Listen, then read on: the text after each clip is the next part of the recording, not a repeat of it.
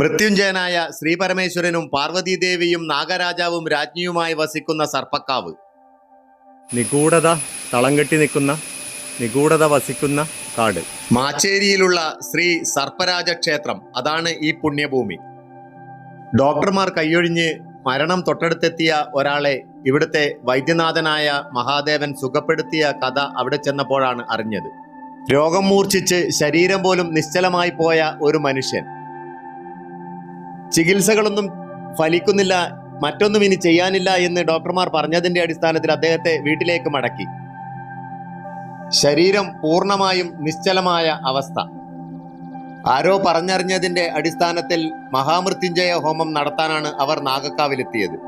3 ദിവസം അതിസങ്കീർണമായ കാലഘട്ടമാണെന്നും അത് കഴിഞ്ഞ് മൃത്യുഞ്ജയ ഹോമം നടത്താമെന്നും തന്ത്രി അവരെ അറിയിച്ചു.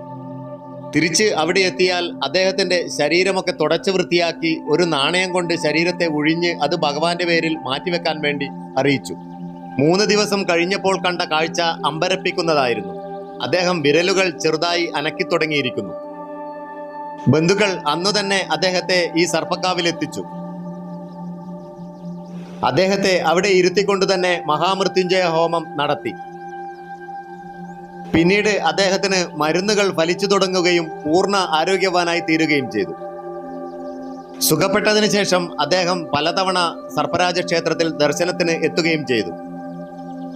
രോഗശാന്തിയുടെയും മംഗല്യഭാഗ്യത്തിന്റെയും സന്താന സൗഭാഗ്യത്തിന്റെയും ഒട്ടനവധി അനുഭവ കഥകൾ. നാഗത്തടം ശ്രീ സർപ്പരാജ ക്ഷേത്രം.